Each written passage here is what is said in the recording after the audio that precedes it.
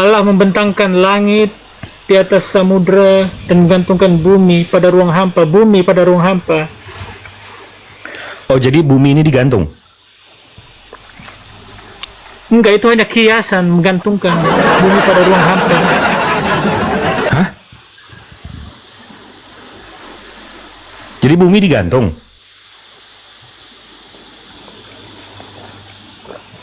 Oke nih, bahasa Inggrisnya nih. He spreads, He spread out the He northern. spreads, He spread out the northern skies over empty space. over empty space. He suspended. Okay, he suspended Suspends the earth over earth nothing. over nothing. Suspended. Suspended itu artinya apa ya? Suspended, define. Suspended, imposed by judge or court by enforced long and no further offense, nggak ada. Through the bulk of fluid, nggak ada. Dispense artinya apa? Ditunda ya? Atau kita langsung ke ininya aja, kita ke original teksnya aja. Ayub itu Intinya mirip aja lah, mirip kembar lah. apa Kayak gitu. bumi digantung? Di mana digantungin? Zaman dulu belum ada yang tahu apa itu luar angkasa. Mana mereka kalau mereka lihat foto zaman sekarang, Double bumi standar kok nggak ada, lo? kok bumi bisa bisa melayang-layang di atas. Double standar nggak lo? Enggak, yang mananya? Begitu Nabi Muhammad bilang, begitu Nabi Muhammad bilang cincin dilempar ke padang pasir, dia bilang oh udah banyak yang tahu. Tapi sekarang lo bilang oh nggak ada yang tahu luar angkasa. Yang mana yang bener? Enggak, itu teori-teori di zaman dulu itu udah ada yang di Al-Quran itu. Oh, Tapi berarti yang ini belum ada. teori bumi digantung juga udah ada. Karena ilmuwan pada zaman itu mereka baca Bible, makanya mereka pakai ini untuk merujuk. Jadi rujukan gitu loh. Mereka baca ini, oh iya juga ya, bisa juga nih kita pakai. Bumi digantung. Iya. Enggak, tapi yang kocaknya nih, Allah membentangkan utara. Lo tahu nggak utara itu apa?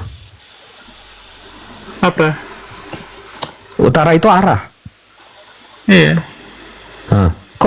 Kok arah dibentangin? Enggak, ini coba ke mana tadi itu? Waduh. Kok arah dibentangin? Bentar. Ada itu. Allah membentangkan utara di atas kekosongan. Ayub tuh bahasa Inggrisnya apa sih? Job. Oh, Job.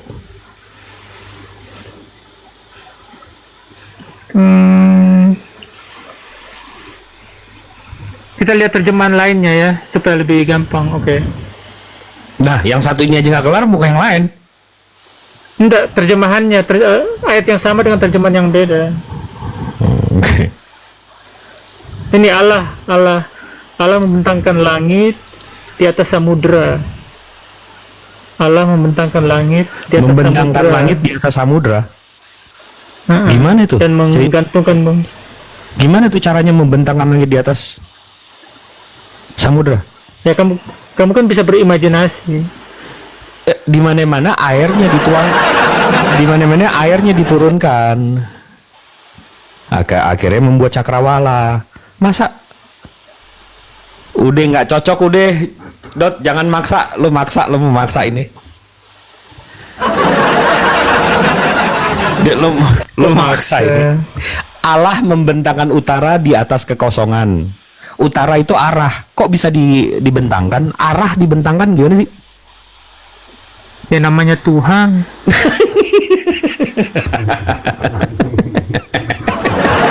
Yang namanya Tuhan. Enak banget ngomongnya. Enteng banget terang. Kita kan ngomong dari perspektif Tuhan. Bentangin arah tuh gimana? Tanya Tuhan lah. Lah. Ya. Kan jadi kayak gini cara ngobrol lo.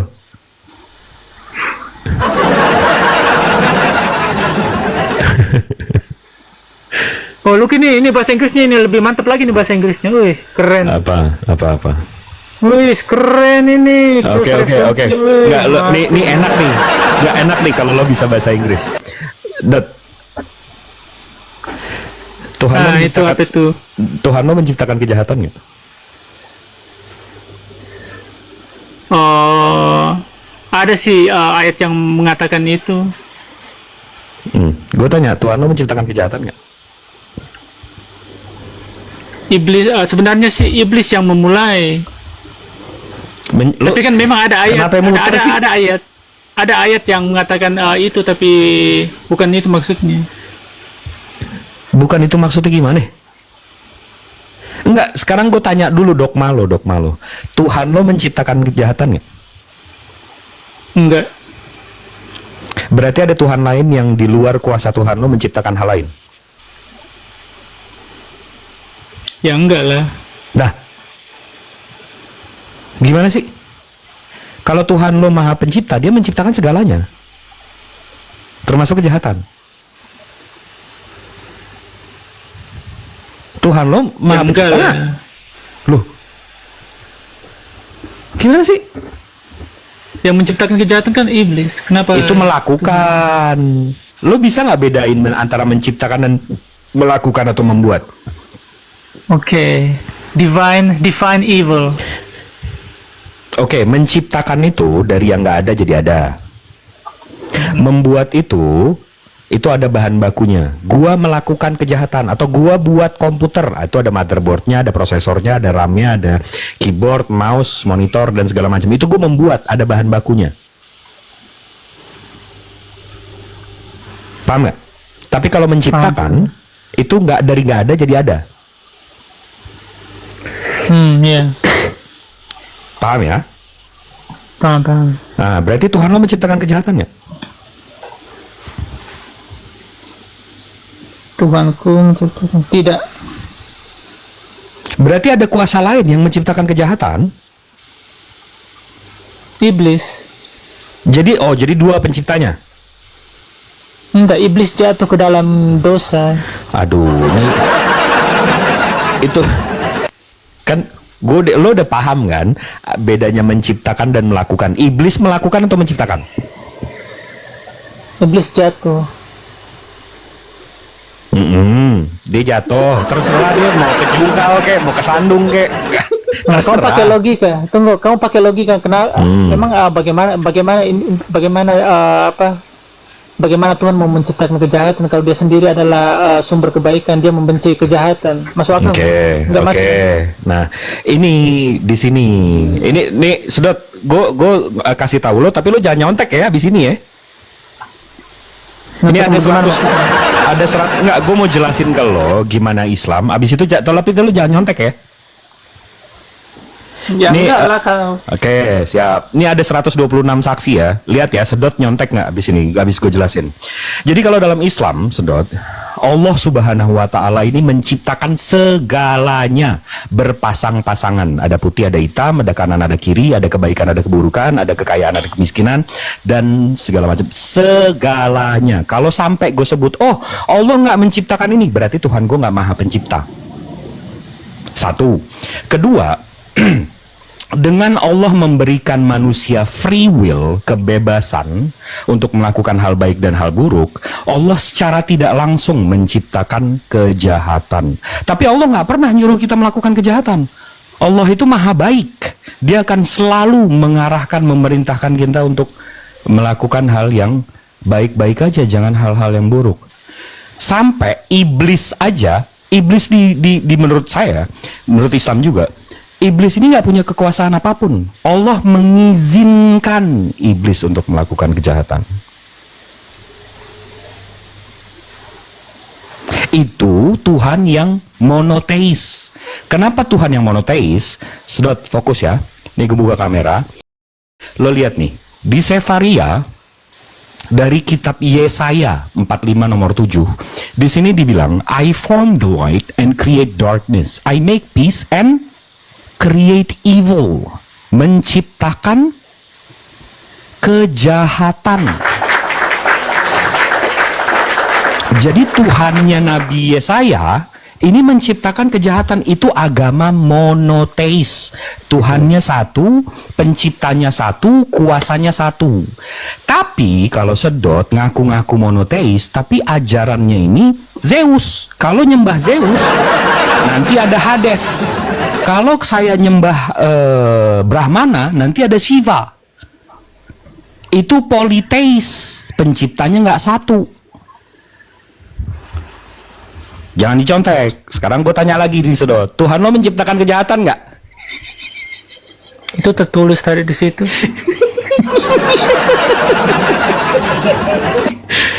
Itu kan kitab kami. Jadi itu Tuhan kami juga lah. Nah, tapi yang tadi lo jelasin Tuhan, apa setan kesandung lah, nyusruk ini apa segala macam apa?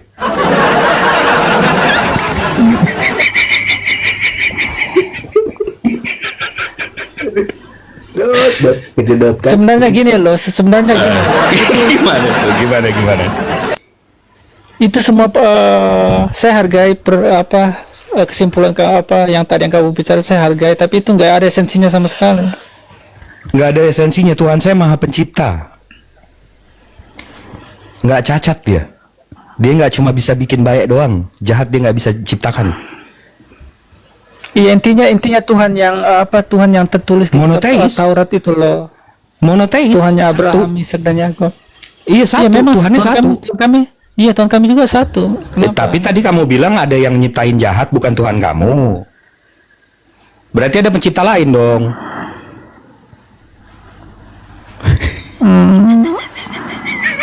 Gak esensi bro. Baru gak suka kalau lo udah bingung. Berarti lo mikir. Gue suka kalau lo bingung. Berarti lo mikir. Lanjut tuh. Kok nggak esensi? Kamu tahu Justru nggak? itu esensinya dong. Iya, tapi kita bicara gini sepanjang hari nggak akan menggerakkan hati Tuhan. Kamu tahu nggak cara menggerakkan hati Tuhan? Tuhan punya hati. Iya, dia bisa digerakkan. Makhluk yang punya hati, Brit. Hati itu dipompa dari pakai darah. Darahnya itu dikonsumsi dari makanan. Tuhan nggak makan. Ini kebiasaan memanusiakan Tuhan. Bukan hati yang itu. Kan ada dua macam hati. Hati Asik. yang hati yang romantis dan hati yang tadi yang berdarah-darah itu. Yang kita bicarakan itu hati yang tadi kalau kamu berdoa, kalau misalnya kamu berdoa mohon-mohon, kamu itu mencoba untuk menggerakkan hati Tuhan. Gitu loh. Ngerti nggak? Ngerti kan? Masuk kan? Ngerti, tapi saya nggak bisa imani. Oke. Kamu tahu nggak cara menggerakkan hati Tuhan? Saya nggak mengimani Tuhan saya punya hati. Dia pencipta hati. Iya, kamu kan misalnya kamu sholat menangis-nangis sujud itu kan kamu mau mencoba menggerakkan hati Tuhan. Enggak, itu saya biar disayang, biar saya dapat ridhonya. Ya bagaimana kamu dapat sayang kalau nggak ada hatinya Tuhan? Tuhan saya nggak punya hati. Dia punya sifat-sifatnya, dia punya sifat-sifatnya. Dia punya sifat-sifatnya, ya. Dia maha baik, maha suci, maha tinggi, maha pemurah, maha pengasih. Oke, ini aja. Lagi maha penyayang. Oke, sekarang aku tanya itu kalau manusia mengasihi, menyayangi, cinta itu asalnya dari mana? Dari hati atau dari mana? Dari mata turun ke hati. Intinya gini loh, dari mana asalnya? Itu perasaan-perasaan yang tadi itu yang sayang, kasih, cinta itu asalnya dari mana? Kalau gue dari mata aku turun ke hati. Iya, tapi kan hatinya itu kan bukan hati secara fisikal ya. Betul. Itu kan sesuatu yang ya kayak gitu juga lah Tuhan. Itu bukan aku nggak secara fisikal. Makanya gini, ini sesuatu yang abangku Bang Jimbe sedikit. Gini, ketika lo memahami Tuhan, jangan manusia dijadikan rujukan. Begini intinya, manusia itu semuanya diciptakan oleh Tuhan. Mata itu alat, telinga itu alat, hati itu alat yang Tuhan ciptakan. nanti Tuhan memberikan fungsinya juga. Mata, alat, fungsinya melihat. Telinga, alat, fungsinya mendengar. Hati, alat, fungsinya perasaan, menyayangi. Kalau Tuhan tidak butuh itu semua, Bre. Jadi lo jangan berbicara Tuhan, tapi lo memandang manusia. Jadi jangan dibiasakan. Jadi Tuhan kamu nggak bisa marah, nggak bisa senang.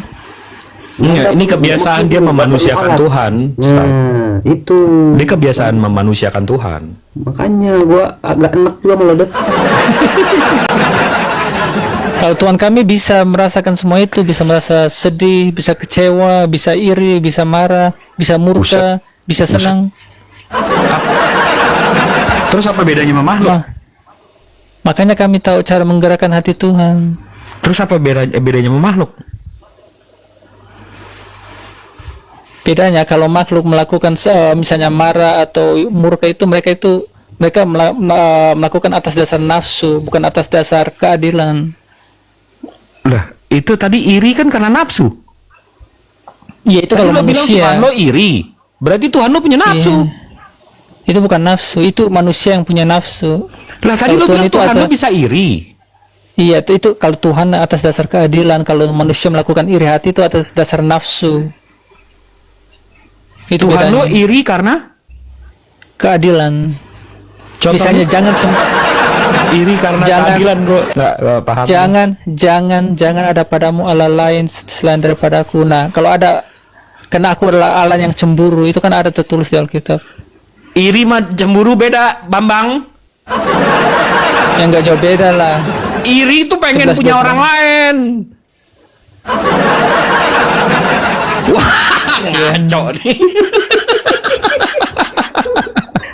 tapi abang juga, saya pengen tahu, katanya kan di Komal-Komal suka ada tuh yang ngomong data-data di Bible. Ini pengetahuan juga untuk sedot ya, Dot ya. Katanya di Bible itu Tuhan bersiul, menyesal. Itu benar nggak tuh? Iya, menyesal betul. Menyesal ada, tapi bersiul nggak pernah dengar. Bersiul nggak ini. nggak tahu. Bersiul. Oh iya, berarti itu bersiul dibuang ya. Kalau menyesal. Ya kayak Tuhan menyesal menciptakan manusia. Itu sebenarnya salah sih. Kalau dari segi perspektif manapun sebenarnya salah sih. Tuhan menyesal berarti dia nggak maha tahu dong, sudah. Dia maha tahu, tapi Maha tahu tapi nyesel saya. gimana? bukan kami, bukan Bible yang aneh, Tuhan yang aneh, karena dia yang punya Astagfirullahaladzim, astagfirullahaladzim. lah yang buat Bible kan firman Tuhan, jadi itu asalnya dari Tuhan. Ujung-ujungnya Bang Jibril gara-gara Bible nyalahin Tuhan. Iya, makanya jadi menghina Tuhan. Tapi aku senang loh di Kristen, aku bisa menggerakkan hati Tuhan, bisa apa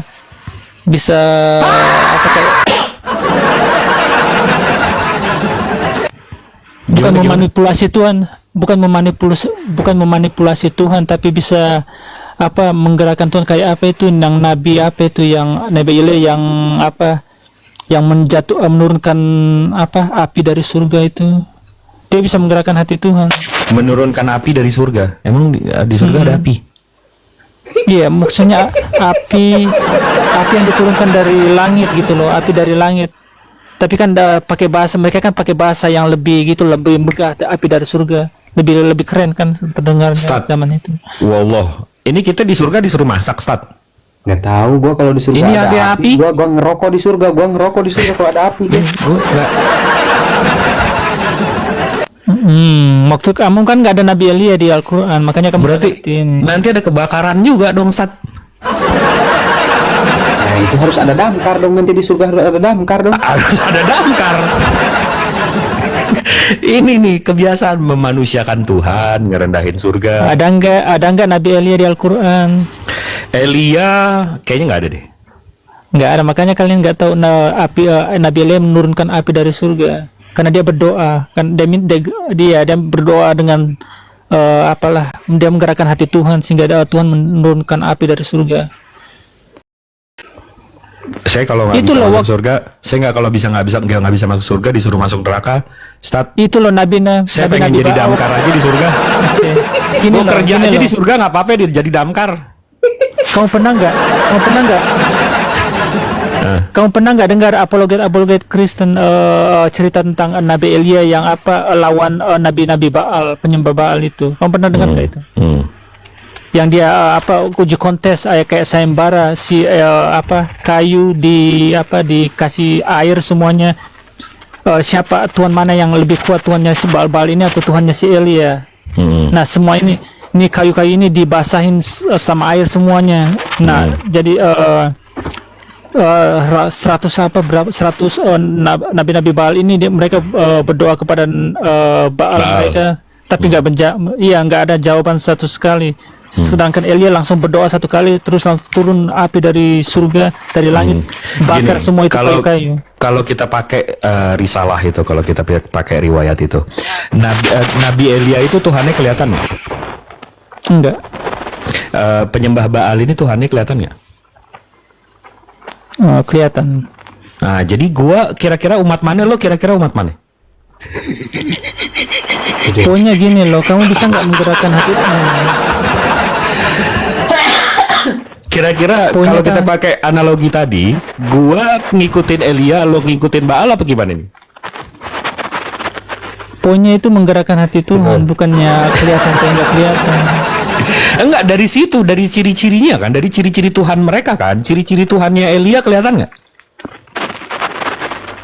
Ya itu kan zaman sebelum Yesus datang. Ya, kan lo yang bawa ceritanya kemari. Gue cuma mau ngikutin narasi lo cerita dari Elia aja. Nah, tuh Nabi Elia, Tuhannya kelihatan nggak? Penyembah Baal, Tuhannya kelihatan nggak? Ini kan dari ciri-cirinya. Oke, Baal itu dewa-dewa mereka itu kan ya berhala buatan tangan mereka, sedangkan kalau Tuhan saya. Lah itu berhala Yesus yang di gereja tuh buatan siapa?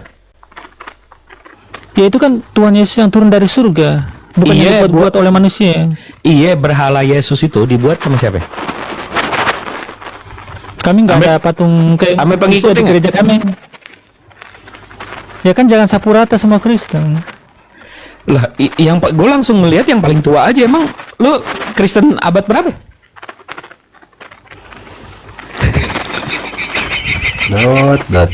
Abad 16. Oh, lo Kristen abad 16. Oh, baru 400 tahun. Ya, tapi kitab kami tradisi kami di abad 16, tapi ya kitab kami di abad ke-1. Nggak ada, nggak ada. Nah, kalian mau lari dari tadi ya, bisa menggerakkan hati Tuhan nggak? Oke, nggak ada Bible abad 1. Tapi kalau mau ke sana nggak, ayo ke sana. Tapi nanti ayo soal Tuhan menggerakkan hati Tuhan. Maaf Sedot, Tuhan gue itu nggak bergantung terhadap hati dia. Oh, Dia Nabi nggak Daud bergantung, bisa. dia nggak bergantung Tuhannya sama hatinya. Kalau Nabi Daud maksudnya? Daud dan Abraham mereka bersahabat baik dengan bersahabat karib dengan Tuhan, mereka bisa menggerakkan hati Tuhan. Mampus, Kayak kamu besti, menggerakkan hati. besti sama Tuhan. Kayak kamu iya besti, kamu menggerakkan kayak ini misal kamu pergi ke ke pasar malam, terus ada tempat itu yang bapak kamu bisa rayu bapak kamu untuk beliin ini, naik itu apa yang nyala-nyala itu kayak biang lala kayak gitu di pasar malam. Nah, kamu bisa rayu itu. Gue curiga kepala lo kejedot kayaknya, gue. Nggak gitu konsepnya Bang Sedot. Kalau memang sebesti itu mah Tuhan, Nabi Daud sama Nabi Abraham itu nggak dikasih cobaan, nggak dikasih masalah dalam hidupnya, nggak dicoba iman mereka. Ya, kalau nggak dicoba bagaimana tahu dia itu bisa besti sama Tuhan? Nah, Semua nabi itu yang mau jadi besti itu harus dicobai dulu, kayak Abraham dicoba anaknya itu mau disuruh dibunuh, disembelih. akhirnya anaknya ditolongin nggak? Iya, dia udah uji itu, udah lulus. Jadi Tuhan ujian. bukan pembunuh anak ya?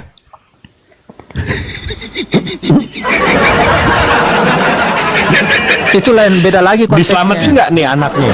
Anaknya diselamatin nggak? Ya diganti dengan apa? Diganti dengan domba. Oh, diserupai sama domba ya? Nggak diganti dengan domba. Oke, berarti anaknya diselamatin ya? 2000 tahun atau 3000 tahun kemudian berarti Tuhannya Bani Israel itu bukan pembunuh anak ya? Nah, aku tahu kamu mengarah kemana, tapi aku nggak akan terjebak ke situ.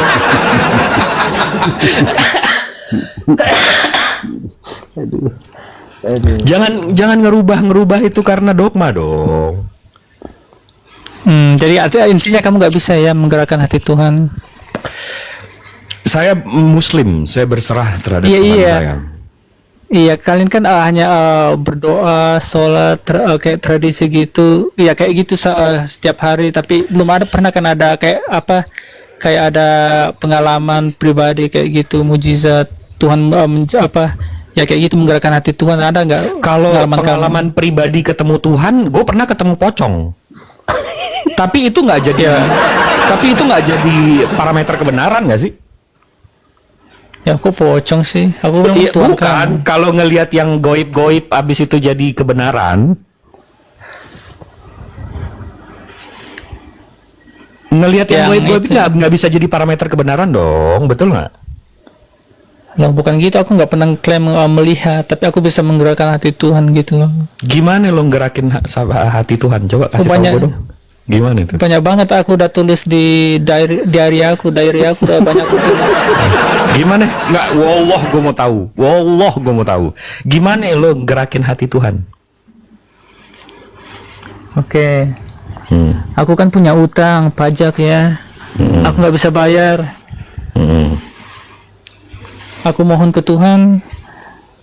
Jadi tukang pajaknya nggak gangguin aku lagi. Terus? Oh, IRS. Ya, iya. Kalau di Amerika kan kamu nggak bisa bohongin IRS gitu. IRS, oke. Tapi aku puji Tuhan selama ini IRS-nya udah nggak gangguin aku lagi gitu loh. Itu menurut lo, lo menggerakkan Enggak, hati Tuhan? Ya iyalah, ini Tuhan yang sama yang membelah lautan buat Musa. Nggak, gini. Ini kalau gue tunjukin sama lo sekarang, Sedet. Dulu gue pengen banget punya komputer tuh 3 monitornya, 1, 2, 3. Gue dulu berdoa gue pengen punya kayak gini. Berarti gue berhasil menggerakkan hati Tuhan gue gitu. Enggak gitu konsepnya. Lah, kan sama. Tapi ngomong-ngomong, gue mau ngobrol sama Ustadz Abuya sebentar. Ustadz, Ya. monitor saya ini pagan banget, Ustadz. Jadi monitor ini yang gede ini namanya monitor Bapak. Habis itu yang kecil ini saya selalu pakai buat email. Ini namanya monitor anak. Nah, di situ monitor Roh Kudus. Jadi tiga-tiganya satu nih, Ustadz. Iya. Pokoknya pagan banget nih monitor saya. Jadi kalau ditanya, Bang Jip, monitornya berapa? 1. Saya ngakunya 1. Tapi kalau ditanya, begitu orang datang ngelihat 3 monitor, oh monitornya 3. Iya. Tadi bilang gila, gue bilang monitor 3. Pokoknya monitor gue pagan banget dah. Benar masuk. Sama kayak Trimurti. Gimana ya? Bang? Enak ya. Hah? Enak ya kalau ada oten banyak penemuan kayak gitu. Aduh. Hah? Itu Gimana? kan barang-barangnya oten. Enak ya kalau ada oten. Ya, otennya buat juga- barang-barang canggih kayak gitu. Otennya juga bikin barang-barang ini kan dari aljabar. Itu Dari udah lama Muslim banget. juga. Iya, dari Muslim juga rupanya. Masa zaman Kalau- sekarang kalian hanya bergantung kepada yang udah ratusan tahun lalu. Nggak ada yang zaman sekarang kayak. Lo tau nggak komputer itu bergantung sama yang namanya 0100, 0100, 010000, 011100, aljabar. Tapi kan itu ribuan tahun lalu, bukan yang Iya, zaman kalau nggak ada sekarang. aljabar, laptop ini nggak ada, komputer ini nggak ada. Iya, itu kan Udah, Dot, kagak usah bahas kayak gituan lo, ini udah aduh ya ampun, nggak ada edukasinya. dia yang bawa, si Jibril yang bawa. Enggak, gue bilang monitor soal 3 monitor, kok langsung nyerang tuh itu. Kita Tersinggung berbicaranya dia. tentang Tersinggung dia. Tritunggal ke sana. Tersinggung. Jadi yang lo mau bahas jangan komputer, jangan monitornya, Tritunggalnya. Aneh gue. Ngapain coba kita ngomong Tuhan dari tadi tapi nggak ada satupun yang menggerakkan hati Tuhan. Lah tadi kan gue bilang, gue dari dulu gue pengen banget komputer monitornya 3. Tiba-tiba gue berhasil menggerakkan hati Tuhan. Gitu kan menurut lo? Bukan gitu konsepnya. Lah tadi IRS gak jadi ngejar lo, tukang pajak gak jadi ngejar lo, begitu. Ya aku bisa klaim itu karena hanya aku satu-satunya yang gerakin hati Tuhan. Lah iya, gue juga bisa ngeklaim kayak gitu dong. Ya bedanya itu klaim dibuat-buat atau klaim jujur. Enggak, tapi jujur gue ada, Ustadz, gue ada irinya loh masih Saudara. Iya. Kenapa? Karena kalau dia doa sama Tuhan yang satu, nggak dikabulin, didoa sama yang satu lagi. Iya. Nggak dikabulin, didoa sama satu lagi. Enak banget deh.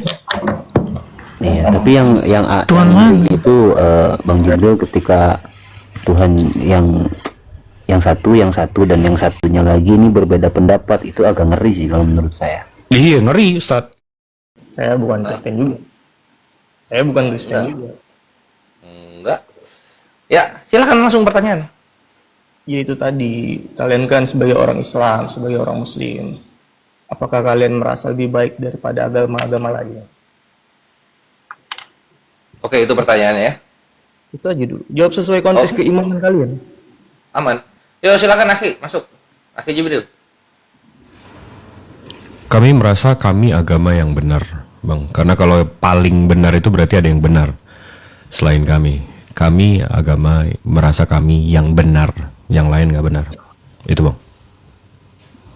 Pertanyaan saya, apakah kalian sebagai orang Muslim merasa lebih baik daripada agama orang lain? Nah, Abang mau membandingkan kan? Saya nggak mau dibandingkan.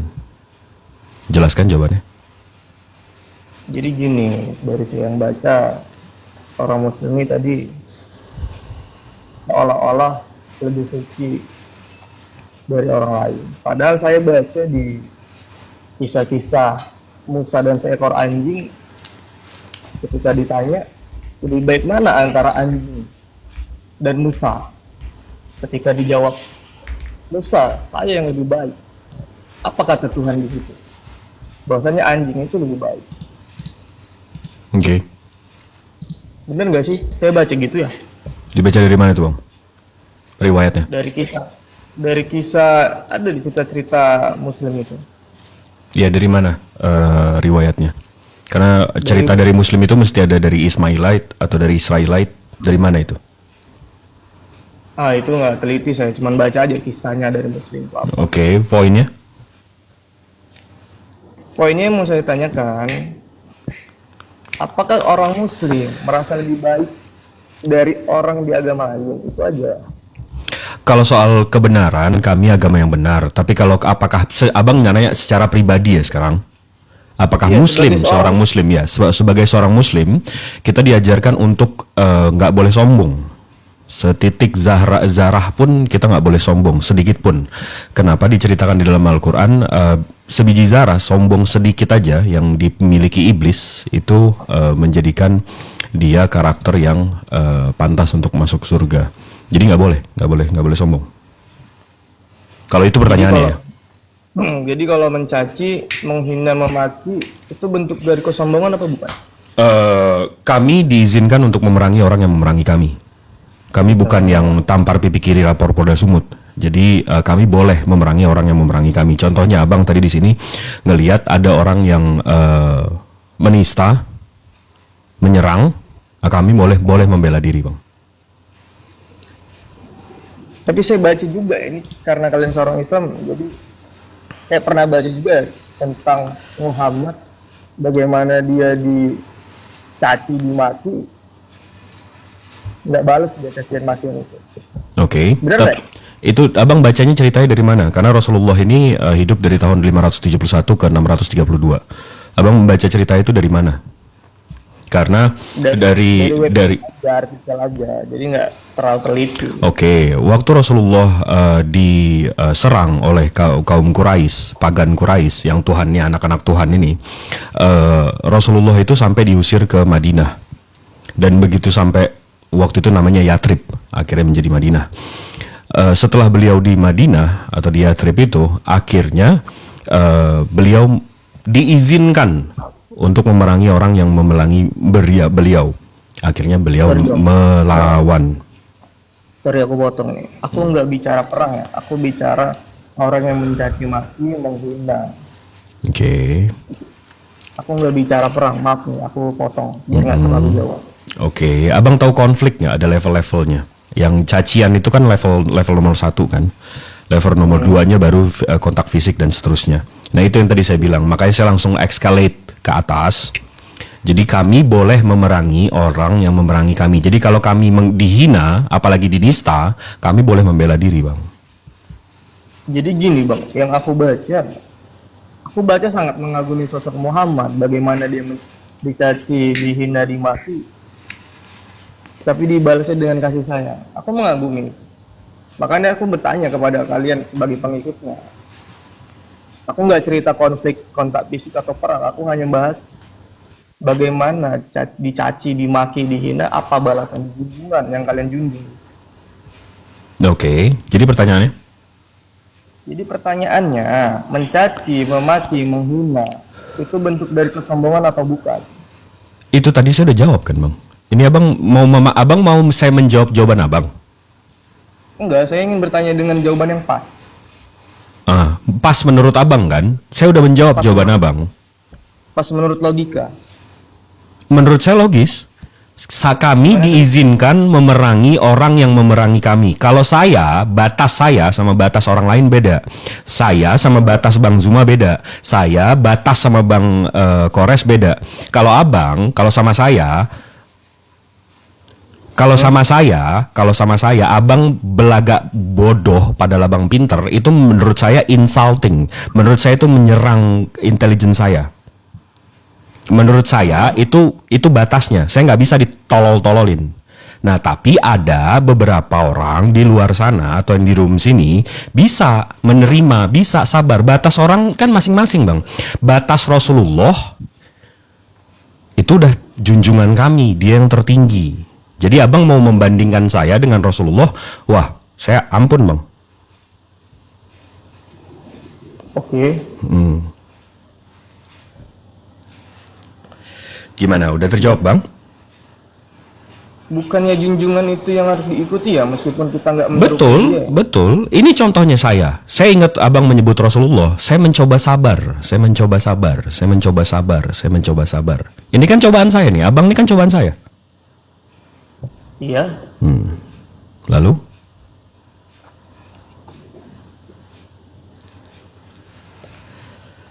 Terjawab ya, Bang ya? Menghina, memaki itu bukan bentuk kesombongan. Ya kalau abang nih, kalau sekarang abang mulai mencaci saya, menista saya, menyerang saya, kan tergantung sayanya mau gimana.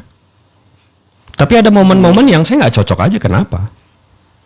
Ya itu silakan. Saya hanya bertanya. Iya, ini saya menjawab. Santai kok, ini saya sambil ngerokok, sambil ngopi. Maksud saya itu dijawab aja iya atau enggak. Bentuk menghina, mencaci, memaki. Saya nggak cerita saya mencaci abang ya. Saya yang bertanya. Bentuk dari kesombongan itu bisa nggak tuh tadi? Menghina, mencaci, memaki, merendahkan orang lain. Itu bisa nggak dibilang kesombongan? Nggak bisa dibilang kayak gitu, karena membela diri pun, apakah membela diri kesombongan, Bang? Tergantung konteks. Nah ya sudah, jelas kan? Sini harus aku jawab. Gimana? Selamat pagi, Begini. bantuanku. Bantuanku ini muslim atau non-muslim? Muslim. Assalamualaikum warahmatullahi wabarakatuh. Waalaikumsalam warahmatullah. Bang tuanku nggak percaya sama orang-orang yang di atas ini, Bang? Tidak, saya mau ingin jawab dengan persis.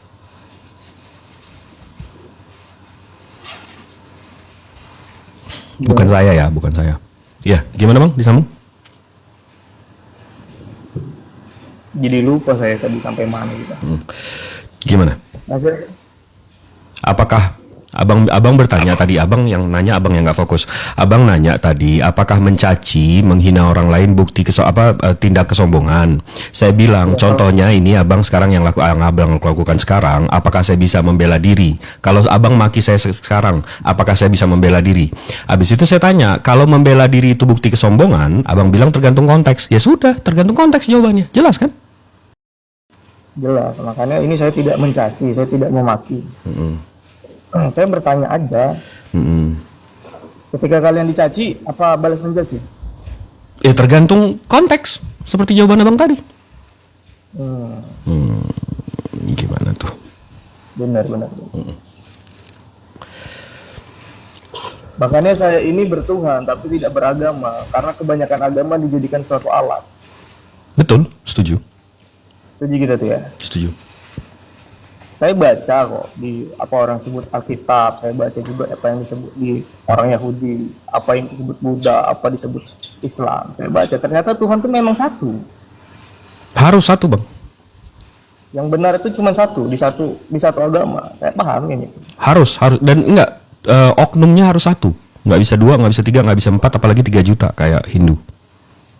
Ya kita nggak usah cerita oknum. Kita bicara Tuhan yang benar ada di satu agama. Harus satu, betul. Itu aja, makanya saya ingin tanya dulu bagaimana sih, saya ingin belajar dari Islam kemana sih menanggapinya Islam. 13 tahun dakwah Rasulullah itu la ilaha illallah. 13 tahun, Bang. 13 tahun ya? 13 tahun, 12 hampir ya 12 setengah. Kenapa? Maksudnya gimana Bang? Coba ceritakan lebih detail gitu. Biar sama-sama tahu kan saya dan yang di room ini kan. Betul. Rasulullah ini dakwahnya 12 setengah hampir 13 tahun. Pertama cuma la ilaha illallah. Karena tiada Tuhan selain Allah. Jangan menuhankan oknum lain. Jangan menghambakan diri ke oknum lain. Jangan mempersekutukan dia. Contoh anaknya, atau dunianya, atau uangnya, atau rezekinya. La ilaha illallah. Kenapa? Karena history will repeat itself. Sejarah akan selalu berulang, Bang. Jadi kalau kita lihat dari 6.000 abad sebelum Masehi, 6.000 tahun sebelum Masehi, Hindu, kalau abang tahu Plato, kalau abang tahu Heraklitus, mereka ini selalu menuhankan Tuhan ada satu, pencipta langit bumi beserta isinya, tapi habis itu ada Tuhan-Tuhan lain, Tuhan-Tuhan kecil. Ada Tuhan air, ada Tuhan angin, ada Tuhan petir. Selalu ada Tuhan-Tuhan kecil lain. Iya. Selalu seperti itu. Dan Allah Subhanahu wa Ta'ala, pencipta langit bumi beserta isinya, yang nggak pernah ada berhalanya, itu selalu mengirim rasulnya untuk memberitahu. Iya. Dan nabi-nabi yang dikirimkan, rasul-rasul yang dikirimkan, ini pesannya satu, la ilaha illallah. Pesannya itu, la ilaha illallah, tidak ada Tuhan selain Allah. Tapi history will repeat itself. Sejarah akan selalu berulang. Akan ada, begitu rasulnya ditinggal, begitu nggak ada rasulnya 300-400 tahun, mulai nih manusia. Karena mereka nggak bisa, Bang. Manusia ini nggak bisa. Tuhan itu harus dilihat. Akhirnya mereka buat berhala. Mereka menuhankan makhluk. 300-400 tahun. Abang lihat, kalau abang lihat sejarah dari 6.000 tahun sebelum Masehi sampai Al-Quran turun, Bang. Iya benar. Detik Al-Quran turun 1.400 tahun yang lalu, akan ada sampai detik ini tauhid, la ilaha illallah, tiada Tuhan selain Allah. Tauhid. Oh, cerita tauhid ini mensatukan Tuhan ya? Apa bahasa mengesahkan Tuhan ya? Mengesahkan Tuhan, betul. Sebelum itu selalu rasulnya dikirim, 300-400 tahun kemudian manusia bikin berhala. 300-400 tahun kemudian bikin berhala lagi. 300-400 tahun kemudian Tuhan punya anak. 300-400 tahun kemudian Tuhan punya anak. Jadi yang sebenarnya dikatakan Tuhan ini apa? Tuhan itu pencipta langit bumi beserta isinya, bukan makhluk. Dia itu pencipta waktu dan ruang. Dia nggak bisa dibatasi waktu dan ruang. Kalau abang tanya, Tuhan kamu di mana, Jip? Nah, di mana itu ruang, Bang? Dia pencipta ruang itu sendiri. Makanya di dalam Al-Quran, laisya kamislihi syai'un. Allah Subhanahu wa Ta'ala pencipta langit bumi beserta isinya, itu nggak bisa disetarakan dengan makhluknya. Jadi kalau saya pikirkan, oh Allah itu kakinya 7, matanya 8, nggak bisa. Dia nggak bisa disetarakan dengan makhluk. Kenapa? Karena detik saya bisa membayangkan dia, gagal dia. Bukan laisa kamislihi syai'un lagi.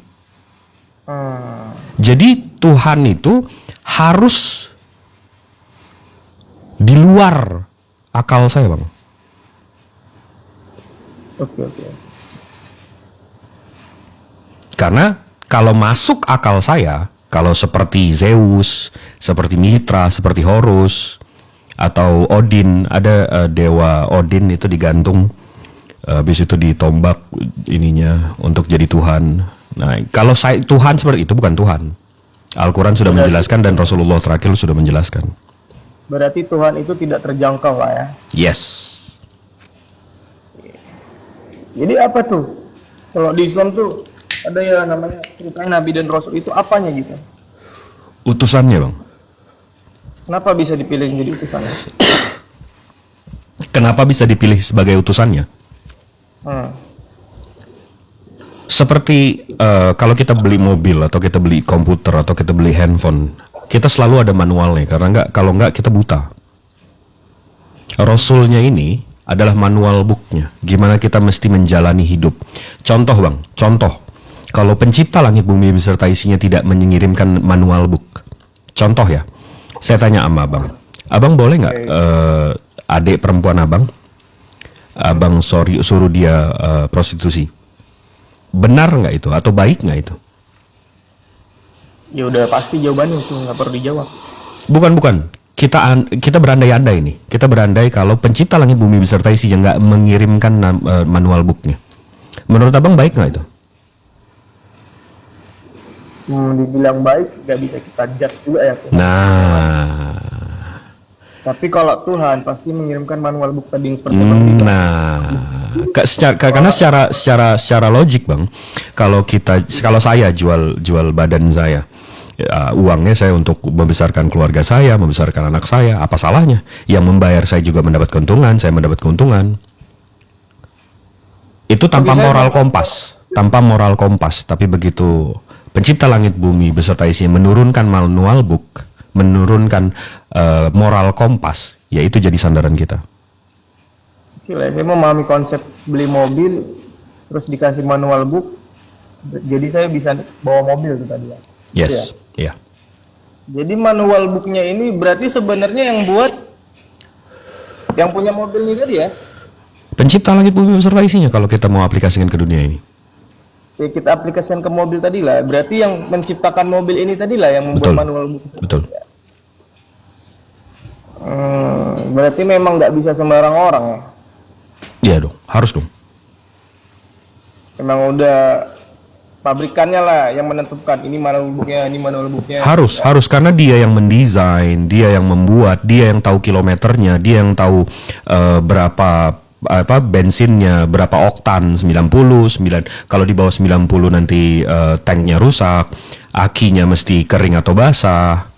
Manual booknya kayak gimana, baggage-nya kayak gimana, berapa seater. Karena dia yang mendesain, dia yang tahu semuanya. Makanya contoh aja. Ini salah satu dari perspektif Islam ya. Contoh aja, Bang, 1400 tahun yang lalu Rasul yang diturunkan, yang ditunjuk sama Allah Subhanahu wa taala pencipta langit bumi beserta isinya. Ini udah pernah bilang, Bang, kalau kita dijilat anjing, ini 1400 tahun yang lalu. Kalau kita dijilat anjing, itu jangan langsung disiram pakai air. Tapi pakai pasir, bersihin pakai pasir atau pakai tanah. Nah, baru 60 tahun yang lalu, Bang, kita baru discovered kalau ada rabies, kalau kita digigit atau dijilat anjing, itu kalau kita siram airnya justru malah masuk, Bang, rabiesnya ke dalam daging dan menjalar. Oke, cerita sains nih ya. Nah, tapi pertolongan pertamanya itu sebenarnya diserap. Jadi kalau ada pasir atau tanah, itu diserap dulu virus rabiesnya. Atau kalau ada tisu zaman sekarang. Nah, maksud saya 1400 tahun yang lalu manual books-nya udah dikasih tahu. Dan untuk Muslim ya kita ngikutin manual books-nya. Tanpa itu namanya iman. Kita percaya. Rupanya baru di-discover 60 tahun yang lalu soal rabies. Iman ya, cerita iman tadi ya. Nah, di situ kaitannya antara iman, fakta, dan manual book tadi. Itu di situ aplikasinya. Apa itu iman? Apa itu iman? Percaya. Percaya dengan bagaimana? Percaya. Percaya Contoh. bagaimana? Contoh, Ini sekarang saya kasih contoh lagi bang. Contoh saya kasih tahu abang, bang, di rekening saya ada 2 triliun. Di situ abang Nah, saya bilang sama abang, bang, di rekening saya ada 2 triliun. Abang percaya atau tahu? Kalau abang yang bilang nggak percaya dan nggak tahu lah. Oke. Abis itu saya kasih tanda-tandanya bang. Saya kasih tanda-tandanya. Saya tunjukin mobil saya tunjukin tempat tinggal saya tunjukin tempat liburan saya tunjukin rumah saya tunjukin peralatan saya. Kira-kira abang percaya? Nggak percaya kan, saya hanya mau lihat di ATM-nya. Oke. Abis itu saya tunjukin bang rekening saya saldo 2 triliun. Baru percaya. Enggak bang. Itu namanya abang udah tahu. Saya nggak perlu percaya abang. Buat apa abang percaya? Kan sudah saya tunjukin. Nah, aplikasinya ke yang barusan bang, Tuhan itu nggak menunjukkan dirinya. Kenapa? Karena detik manusia melihat dia, hilang nilai iman, hilang nilai percaya. Buat apa kamu percaya? Kamu udah lihat. Makanya Tuhan mengirimkan bukti-buktinya, tanda-tandanya, seperti Rasulnya, kitab sucinya. Oh, jadi tadi maksudnya abang membandingkan abang dengan Tuhan analoginya. Analoginya. Jadi ada tanda-tandanya dan detik abang melihat hilang. Buat apa abang percaya? Apa nilai percaya itu bang? Apa nilai iman abang kalau saya udah tunjukin rekeningnya? Berarti percaya itu tanpa melihatnya, Yes. tapi lihat buktinya. Betul. Sama kalau abang sekarang bilang, saya ganteng bang. Saya bilang, saya percaya kamu ganteng. Tapi detik saya ngelihat abang ganteng, ngapain saya percaya sama abang ganteng? Udah saya lihat, iya bener Jadi, ganteng. Tingkatnya jadi mengetahui ya, jadi Nah, masuk sih. Kita bicara logika tuh enak memang, gak usah menghujat, mencaci maki. iya. Jadi, oke, itu kan konsep Tuhan di dalam Islam. Sekarang saya ingin tahu konsep Nabi dan Rasul di dalam Islam tadi. Pasti nggak sembarangan dong, mempunyai sifat-sifat tercela, maksudnya sifat-sifat buruk kayak preman atau gimana ya ngomongnya. Orang Nabi dan Rasul Siapa yang mendefinisikan dia nggak boleh punya sifat tercela bang? Karena gini, mungkin nggak apa yang nabi-nabi sebelum ini lakukan itu sebagai contoh untuk kita? bisa. Jadi hilang ya premis dia harus sempurna ya? Dia harus sempurna. Karena kalau dia sempurna, di mana pengajaran untuk kita bang? Masuk. Iya nggak? Dia apa ya? Definisinya apa ya? Harus apa ya? Suci.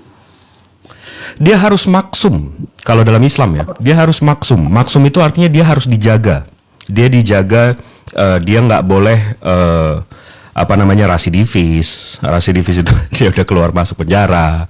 Dia nggak boleh kayak gitu. Tapi dijaga akhlaknya. Dijaga catatan kriminalnya lah. Bang. Iya, betul. Berarti bukan orang yang baru keluar dari kriminal gitu ya? Iya, betul. Langsung aja gitu bang. Iya. Gampang memahaminya gitu kan? Iya. Oke lah, udah cukup. Nanti saya pikirkan lagi semuanya. Mantap. Jadi Tapi kalau lebih seru, lebih asik. Ntar dulu Bang Gibril. Bang Gibril ya. Tunggu, lebih asik sih. Kita cerita Muhammad. Gimana sih Muhammad? Kan saya tuh masuk juga di kaum Kristen. Bagaimana Muhammad itu suatu gambaran yang buruk. Tapi saya baca langsung enggak gitu-gitu juga. Gimana nih? Coba abang lah sebagai muslim mungkin ya lebih tahu ya. Muhammad itu bagaimana akhlaknya? Bagaimana contoh-contohnya kisahnya yang bisa dijadikan bukti-bukti yang abang bilang tadi? wah, saya bisa ceritain saya bisa ceritain sosok Rasulullah ini bisa sampai 3 jam sendiri bang. Tapi Satu aja bang yang bikin hati abang itu percaya dengan bukti itu. Kan tadi abang cerita bukti. dua boleh nggak? Kalau dua nanti bukan satu jadinya. Oke. Satu aja. Oke. Satu yang buat saya percaya sama Rasulullah. Jadi Dari sisi dicerita. akhlak ya? Kenapa? Dari sisi akhlak atau sisi apa ini? Dari sisi, ya dia memang nggak pernah bohong, itu satu. Tapi ini yang mungkin abang bisa relate. Nanti aku Jadi cari ini, aku sambil cari. Jadi Rasulullah bang itu diangkat ke langit ketujuh, namanya Isra Miraj. Tapi saya nggak usah ceritain secara detail karena ceritanya panjang banget. Tapi bang, ini saya tunjukin aja langsung buka kamera ya. Oh, lebih enak. Oke, jadi nggak perlu searching saya. Rasulullah begitu ditanya, gambaran dunia ini bagaimana sih? Rasulullah bilang, langit pertama itu seperti cincin dilempar ke padang pasir. Abang kebayang nggak? Cincin dilempar ke padang pasir. Oke, kebayang. Nggak sampai 30 tahun yang lalu bang. Oke. Ini gambar galaksi kita. Cincin dilempar ke padang pasir. Oh, oke, ini berarti kita cerita sainsnya. Bukan. Bagaimana orang yang diangkat Iya. ke langit di atas langit bisa menjelaskan apa yang dia lihat lebih jelas daripada ini. Berarti ini pembuktian secara sains, itulah bahasanya. Secara logik, Logik, oke. dia menjelaskan gambar galaksi 1400 tahun yang lalu. Gimana bang? Gimana abang kasih tahu saya, gimana saya nggak bisa nggak percaya sama orang ini? Ya, oke lah. Bentar izin, bro Chunrai, izin ya Bang Jibril. Kalau panggil junjungan kita Nabi Muhammad jangan panggil nama. Nanti abang diserang sama 3.000 orang lebih ini bang. Iya, saya kan Pakai nggak Nabi beragama. Muhammad gitu ya. Saya kan nggak beragama. Kalaupun abang nggak beragama, hargai junjungan kita bang. Hargai Berarti Nabi itu kita. juga harus menghargai saya karena saya nggak beragama. Ya udah, kalau abang cukup respect sama saya, panggil junjungan saya Nabi Muhammad. Nabi aja lah ya. Boleh. Oke, bagaimana cerita Nabi ini? Itu tadi dia menggambarkan cincin dilempar ke padang pasir. Sementara kita baru tahu 25 tahun yang lalu begitu Hubble foto dikasih tahu baru bahwa galaksi itu bentuknya seperti cincin dilempar ke dalam padang pasir. How? Gimana kita setelah itu dia menjelaskan dia naik ke langit kedua, ketiga, keempat sampai ketujuh. Gimana kita nggak bisa percaya bang? Oh ini orang yang 1400 tahun yang lalu di padang pasir dan gimana sih bang? Gimana sih? Iya, aku ngerti. Abang nggak usah tanya, aku ngerti maksudnya. Sebegitu kebetulannya. Kayaknya kita cukup berpendidikan untuk ngelihat ini tebakan atau ini memang dari Tuhan. Dan nggak cuma saya doang. Udah cukup banyak doktorat yang mempelajari Al-Quran dan mengiyakan, mengaminkan. Makanya seperti saya ini enak, tidak beragama. Jadi ketika ada memang secara logik benar, ya kita terima secara logik. Bang, di saat saya percaya semuanya, saya nggak percaya semuanya. Abang paham nggak maksud saya? Di saat saya percaya semuanya, berarti saya nggak percaya semuanya. Bener lah. Nah, itu posisi abang sekarang. Oke. Itu tadi lanjut. Itu Masuk tadi nggak? satu. Masuk nggak? Dua. Masuk nggak? Bentar dulu bang. Masuk. Nah, jadi gini bang. Oke, tadi tuh satu ya. Ternyata kurang ya itu secara sains. Aku mau tahu sih secara sikap sifat di kehidupan sehari-hari. Gitu. Ada tambahlah satu kurang kayaknya. Di satu perang Rasulullah melawan umat Quraisy, pagan Quraisy ini. Beliau ini dihantam pelipisnya di atas mata ini sampai darahnya ngocor dan bibirnya juga pecah. Di situ Rasulullah tetap ngelap darahnya. Dia terus ngelap darahnya, terus ngelap. Sahabat-sahabatnya nanya, "Ya Rasulullah, kenapa kamu sibuk sama ngelap darah yang dari pelipis itu?" Rasulullah jawab, "Kamu nggak mendengar apa yang aku dengar. Aku mendengar bahwa malaikat berbicara bahwa kalau sampai darahku menyentuh bumi, mereka akan menghabisi musuh kita.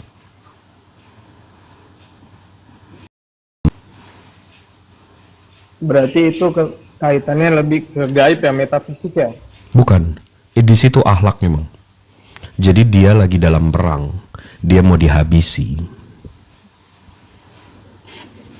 Tapi dia tetap menunjukkan kasih sayangnya sama musuhnya.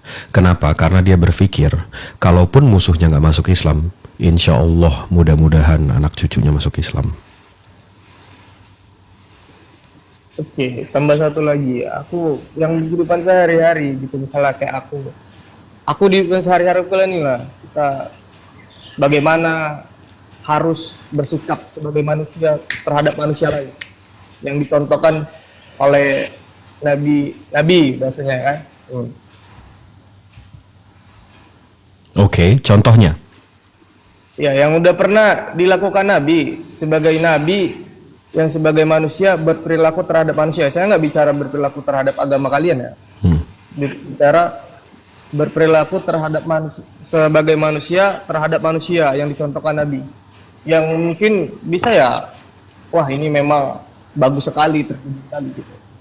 Gimana? Ada Seorang buta di pertigaan kota. Si orang buta ini terkenal setiap hari teriak-teriak bahwa wah. Ini agama apa si buta ini? Agamanya apa? Maksudnya dia apa? Islam apa bukan? Kita asumsikan aja pagan Quraisy. Oke, berarti di luar Islam. Oke, lanjut. Orang ini selalu teriak-teriak setiap hari di pertigaan pasar. Dia bilang Muhammad itu gila, Muhammad itu nabi palsu. Ayo kita sembah berhala kita. Ini itu. Ini orang buta, Bang. Iya. Udah tahu ceritanya?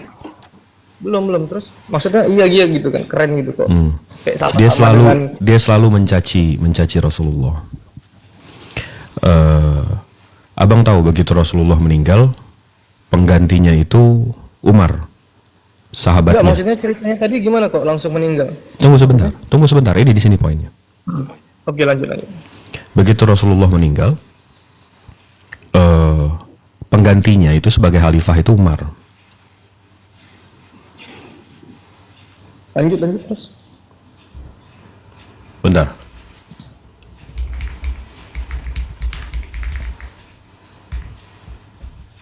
Oh, penggantinya Abu Bakar, maaf. Oh, Abu Bakar. Penggantinya Abu Bakar. Habis itu Abu Bakar sebagai khalifah. Khalifah itu secara definisi itu penerus artinya. Jadi Abu Bakar Abu Bakar penerus. Jadi Abu Bakar datang ke rumah Rasulullah dan nanya rumah orang Rasulullah. Biasanya Rasulullah itu habis waktu-waktu segini tuh kemana sih, ngapain sih? Oh, diikuti. Iya, karena penerus kan. Abu Bakar Ashidik ini penerus dia. Lanjut. Habis itu Abu Bakar nanya sama orang, itu kemana? Rasulullah tuh selalu jam-jam ini kemana? Abu Bakar ini sahabatnya, penerusnya. Dia ke mana? Ke pertigaan pasar itu. Dan ketemu nih orang yang selalu mencaci Rasulullah.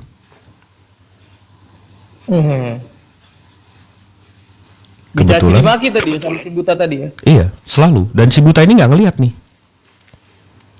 Habis itu Abu Bakar datang, dia nanya sekitar pasar, Rasulullah kalau datang ke sini jam segini ngapain? Orang-orang pasar itu bilang ngasih makan si buta itu.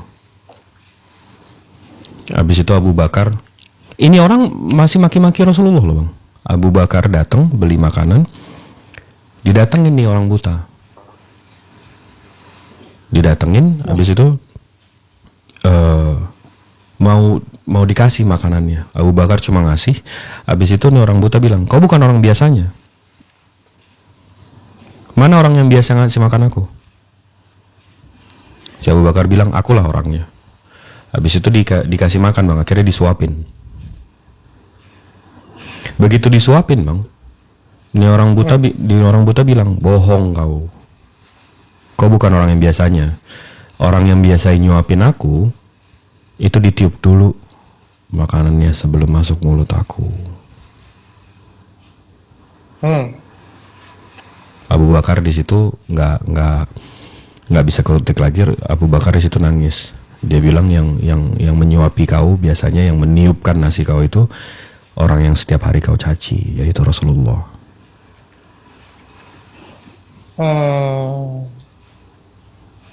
Jadi selanjutnya apa reaksi? Dia ikut sedih, dan akhirnya menurut buku yang saya baca, ya dia langsung syahadat di situ. Dalam maknanya, seolah-olah orang yang buta ini menggambarkan ketidaktahuan berarti. Orang kan biasanya menista karena nggak tahu, Bang. Tapi Nabi itu bersikap seperti itu ya? Ya itu menjadi junjungan. Makanya kalau saya lagi nyoba sabar, yang saya ingat dia. Sallallahu alaihi Makanya wasallam. untuk melihat orang Islam berarti lebih bagus melihat nabinya ya, bukan melihat orang Islamnya. Kalau mau lihat ajaran jangan lihat orangnya, Bang. Lihat ajarannya. Iya, maksudnya lihat ajarannya ya, jangan lihat orangnya. Betul. Kadang dikatakan Kristen pun tidak Kristen, dikatakan Buddha pun dia tidak termasuk Buddha, dikatakan Betul. Islam pun bukan Islam. Betul. Gitu ya. Betul. Oh, oke lah. Udah capek saya nih berpikir terus. Nggak terasa udah 3:30. Insyaallah. Gitu aja ya. Siap. Bang Jibril ya. Siap. Siap. Terima kasih wawasan yang menambah pengetahuan. Siap. Terima kasih waktunya, abangku. Ya buat semuanya ya mohon maaf ya, mungkin ada yang marah kayak mungkin karena ketidaktahuan saya semua kan gitu. Terima kasih. Siap. Saya turun izin. Ya, terima kasih.